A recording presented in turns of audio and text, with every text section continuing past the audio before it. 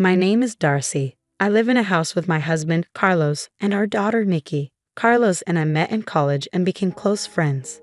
I studied design, and he studied law. We both joined the same club. After college, I got a job at a design firm, which I really enjoyed. Carlos and I dated for a while, then got married when we were in our early 20s. When I got pregnant with Nikki, I kept working until she was born.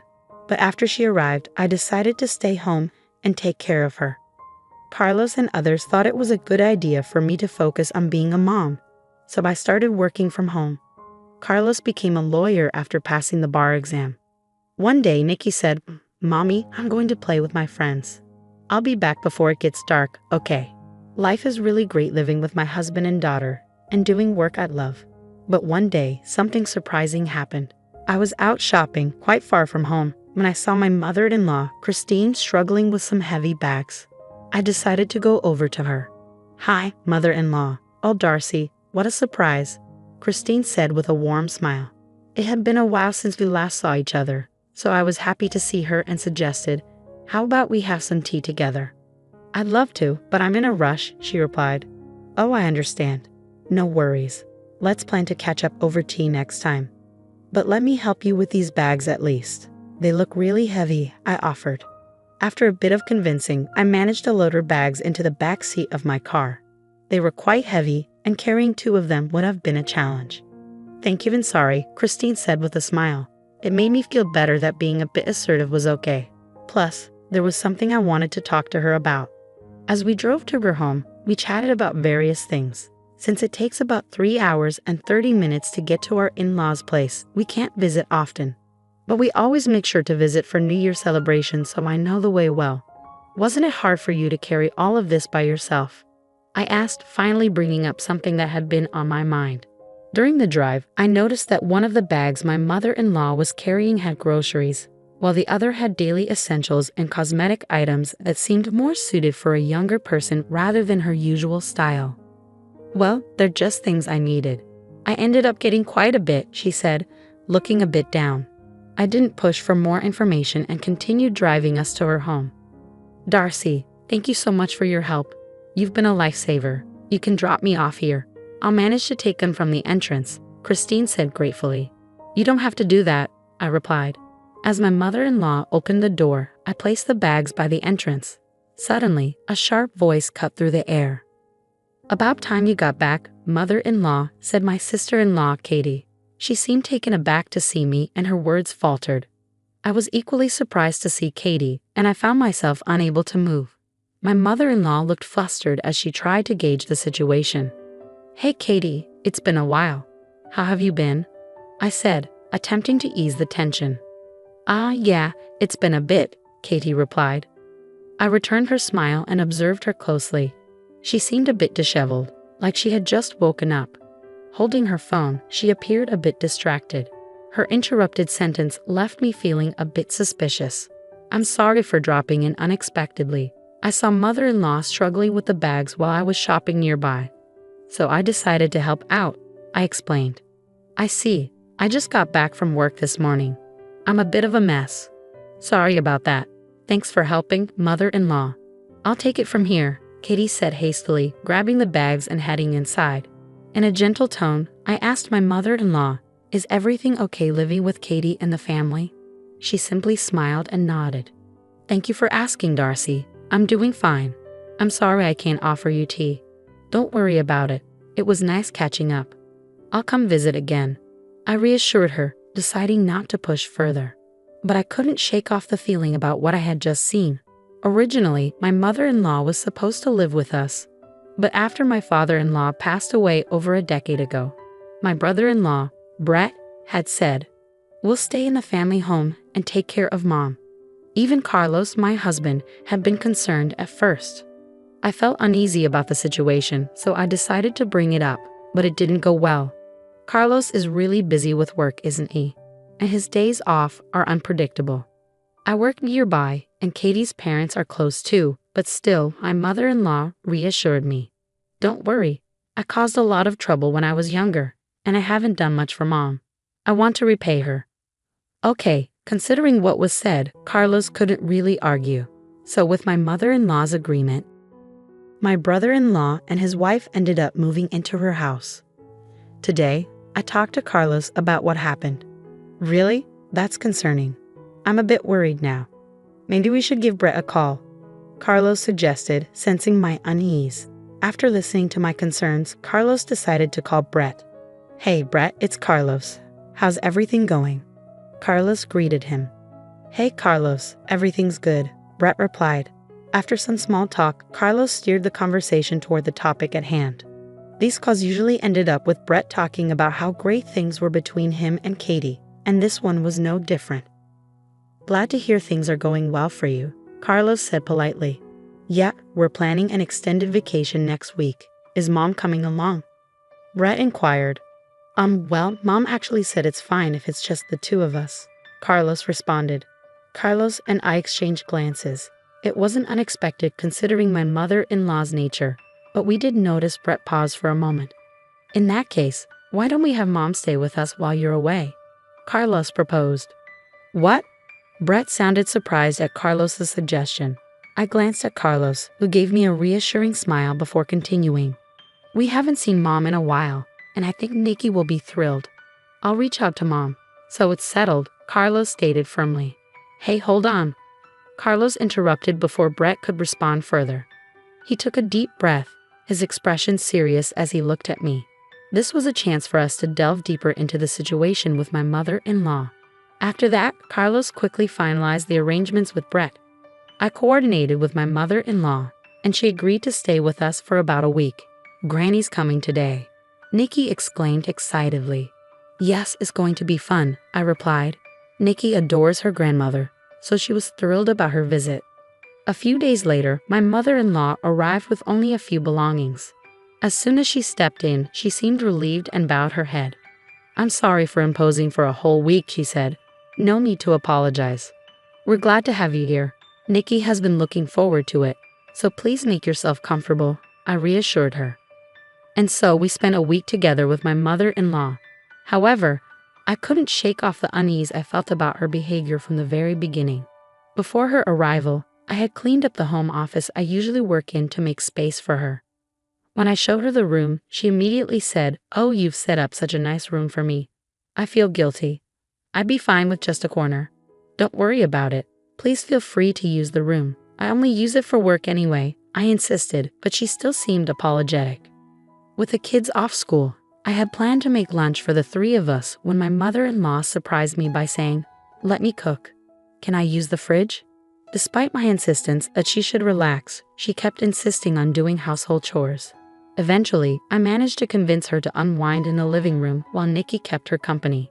Throughout the day, she would make comments like, "Oh, don't trouble yourself with snacks for me. I'm not worth it," or "I'm fine with whatever leftovers there are. Cold food is enough for me," as if she was an outsider rather than family. It was hard to see her belittling herself like this when she used to be much more lively. When Carlos came home and saw my mother-in-law chatting with Nikki, I filled him in on her behavior. "I understand. Thanks for telling me. I wish she would see her own worth more. Let's keep an eye on her. It's only the first day, right?" As it got late and we were getting ready for bed, my mother-in-law surprised us again by saying, "I guess I'll use this spot for a bit," referring to the basement floor as a place to sleep. "Mom?" Carlos was speechless. I calmly said, "Mother-in-law, please consider this your room until you leave. Use a blanket so you stay warm." "But won't that be a bother?" she asked. "Absolutely not. We want you to feel comfortable and enjoy your time here," I said earnestly, looking her straight in the eye. Her behavior hinted at the kind of life she'd been living with her own family. When I smiled warmly at her, my mother-in-law's eyes welled up with tears, and she finally broke down. "It's been 10 years since I've slept in such a warm place. Thank you." The revelation hit me hard, and Carlos's voice dropped several notches, filled with disbelief. "Mom, tell us the truth. Are things okay with Brett and the others? How's life really been?" My mother-in-law let out a nervous chuckle before answering. "Well, okay might be pushing it, but I have to manage, right? I mean, if they kicked me out, I wouldn't know what to do at my age."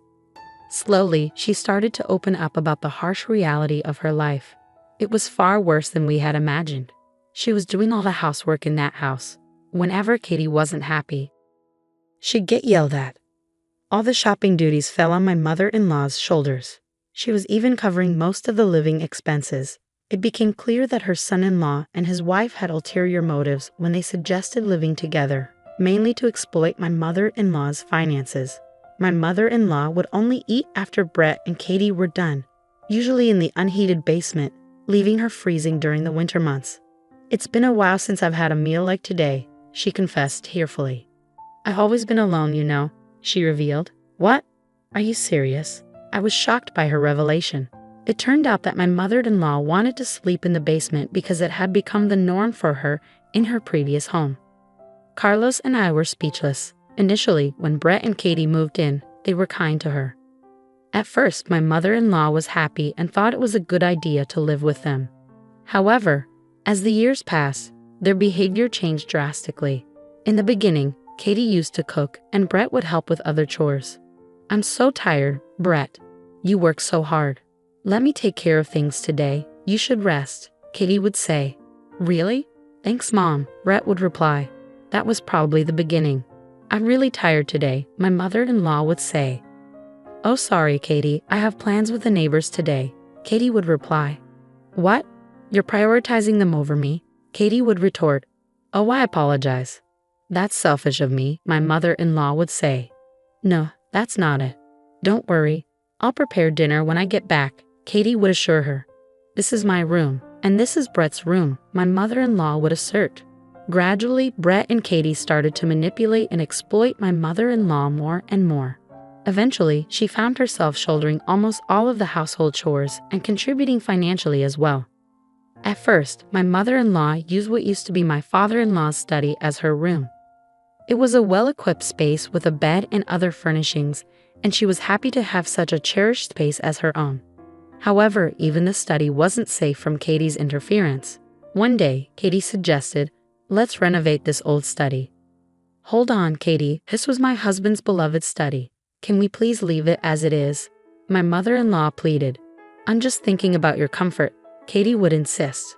"Why are you making me out to be the bad guy?" my mother-in-law would question. "I'm sorry, but I prefer it the way it is, really," she would say. "This room is outdated. It's worthless with all this junk," Katie would argue. Then, intentionally, Katie reached for a piece of glasswork, a music box made of glass, a favorite of my late father-in-law. He bought it during a trip they took together, and it held sentimental value. But Katie deliberately dropped it. "Oops, my mistake. I didn't mean to," Katie would say. "Oh no, the glass is shattered everywhere. It's so dangerous. What a shame to keep this room the same, especially with all this junk. Please don't touch anything else," my mother-in-law would plead. "Who do you think you're talking to? Fine, I'll leave the study alone. But from now on, you handle everything in the house. And with all this junk, it's too risky for you to sleep here. You should sleep in the basement." "Any objections?" Katie would demand. In the end, my mother-in-law reluctantly agreed and had to sleep in the basement. I felt like I was going to faint hearing all these shocking stories. At the same time, I was furious with myself for not noticing sooner. "I'm so sorry, Mom. How did I not see any of this?" I asked, feeling guilty. "Don't blame yourself. I was hiding it too. Isn't it awful?" My mother-in-law replied sadly. "The reason we never noticed was also because of a scheme by my brother-in-law and his wife. They only gave my mother-in-law a room when relatives visited, but it was empty, no bed, no furniture. And if she dared to speak up, they threatened to destroy her study. They only acted nice when other people were around. We didn't see what was happening because of that. If my mother-in-law and I hadn't bumped into each other that day, this might have continued even longer." The thought sent chills down my spine. "I always wanted to talk to you about this, but that study and that house are full of memories with my husband," my mother-in-law said tearfully. Tears streamed down her face, and I couldn't hold back my own. Our dear mother-in-law had endured this for over a decade. I couldn't even imagine how hard it must have been for her. How could her own family do this? They're heartless, I exclaimed, pulling her into a tight hug. "Darcy, I need to step out for a moment," my mother-in-law said, her voice trembling with emotion. After we cried together, Carlos gently rubbed my back and spoke softly. "Don't worry, Darcy and Mom. I'll take care of this. Please look after Mom, Darcy. I nodded silently. Got it. Leave Mom to me, Carlos. I hugged our worried mother-in-law again, soothing her with gentle strokes on her back. Then I turned to Carlos and said firmly, "Go teach those awful people a lesson." Absolutely, Carlos chuckled and nodded, then left the house. Later he called to say he wouldn't be back until tomorrow evening. I shared the news with my mother-in-law, and we all drank warm milk, trying to lift the mood with some good stories. Nikki, who had heard the commotion, looked concerned and joined us. I wanted to replace at least some of the bad memories. Usually, I'd remind Nikki not to stay up late, but since tomorrow was a day off, the three of us enjoyed chatting until we were content. All right, that's enough for today, mother-in-law. How about joining us for some shopping tomorrow? We can buy whatever you want and eat delicious food. There's a cute dessert place that Nikki loves. Let's have a relaxing day, just the three of us, I suggested. At my words, my mother-in-law's eyes filled with tears again. She nodded slowly, repeating thank you over and over. That night, we set up an air mattress in the living room and slept closely together, with my mother-in-law in the middle. The next morning, she greeted us with the same smile she used to have when my father-in-law was alive. "Good morning," she exclaimed. And just as promised, we all had a fun shopping day. In the evening, we received a message from Carlos saying he had returned home. So we headed back as well. Before going inside, I had one more thing to say to my mother-in-law. Mother-in-law, we're on your side. Whatever is hurting you, feel free to share it with us. We'll always be here for you. And I'm on Granny's side too, I reassured her. She nodded silently in response. Welcome home. Sorry for leaving the house to you. Carlos greeted us with a warm smile. We're back. Everything okay? I asked. Yeah, no issues here, Carlos replied. I had Nikki and my mother-in-law wait in my home office while I walked into the living room. My eyes widened when I saw my brother-in-law and his wife sitting on the floor, their hands trembling slightly on their knees. They greeted me in a soft voice, their faces filled with apprehension. What's going on? My confusion was evident on my face as I turned to Carlos. Still smiling, he said, I haven't taken any action yet. His use of yet made me tense up, anticipating something significant. To get straight to the point, starting today, Mom will be living with us, Carlos announced. I felt relieved to hear those words. Carlos continued speaking, and as he did, I nodded in agreement. So, Brett, do you fully understand the impact of your actions on Mom? And you too, Katie, do you realize what you've put someone else's mother through in her own home? I can't say it's entirely your fault. We didn't notice it either. But you need to take responsibility for your actions. After all, you're supposed to be mature adults, Carlos spoke passionately. It was the first time I had seen the usually gentle and calm Carlos so angry. I usually prefer not to bring work matters into our home. But this time, I'm speaking as Miss Christine's attorney, not just as family, Carlos continued. His tone was firm but controlled. My brother-in-law and his wife responded meekly, yes. After several hours of discussion, several decisions were reached. Firstly, my brother-in-law and his wife would no longer be living with us. They were required to return all the money they had taken from my mother-in-law, along with additional compensation. In consideration of my mother-in-law's emotional attachment to her study and her own home, my brother-in-law and his wife agreed to move out. We forbade them from ever entering my mother-in-law's home again. Upon hearing the decision, my mother-in-law gave a troubled smile. So we're still family, right? Asking for compensation seems a bit extreme, don't you think? She said. Carlos's words caused Brett to nod so vigorously that it looked as though his head might fall off. Yes, I'm truly sorry for everything. Please accept this as our apology, Brett said, looking thoroughly remorseful. After the discussion, Carlos took a deep breath and addressed my mother-in-law. So please accept this, Mom. Let's put this behind us. Brett and his wife will never forget what they've done and will ensure it never happens again, Carlos said gently. They both nodded in silence. Seeing this, Carlos smiled softly and continued in a quiet voice. It won't happen again, right? They both responded, yes, never again, absolutely. So the conversation came to an end. Within a few months, we received the compensation that Carlos had arranged for my brother-in-law and his wife. My mother-in-law wanted to give it to us, saying it was because we had helped her, but we refused. She insisted, so we agreed to accept a small amount each month for groceries and let her use the rest. Carlos, what did you say to Brett and his wife? I was curious about that day, so I asked him when we were alone. I said to Carlos. Carlos scratched his head, even though it wasn't itchy. Don't worry about me losing my cool, okay? Why would I? You stood up for your mom, and they regretted what they did. I replied. Actually, Carlos had contacted Brett immediately after hearing what had happened. It's rare for me to get angry, but when I do, people say I'm pretty intimidating. I think I really scared them when I called, Carlos said. He told me where he was right away. Although a bit distant, he drove straight to the destination. Upon arriving, he'd immediately confronted the two. I couldn't just let it slide, especially because he's my brother, and I trusted him with Mom. I didn't know all the details, but judging by how scared they both looked, Carlos must have been really intimidating when he was angry, I thought. As they left, they bowed deeply, saying, "We're truly sorry." Well, mother-in-law seems happy, and so does Nikki. I'm happy too. Thank you for standing up for us, Carlos. I'll keep doing my best for our family, even after everything. It's reassuring to know we can still be a happy family. I said, grateful for my reliable husband and for my mother-in-law, who chose to lean on us. From now on, I'm determined to make up for the hardships by being a devoted daughter-in-law and doing my best in every way.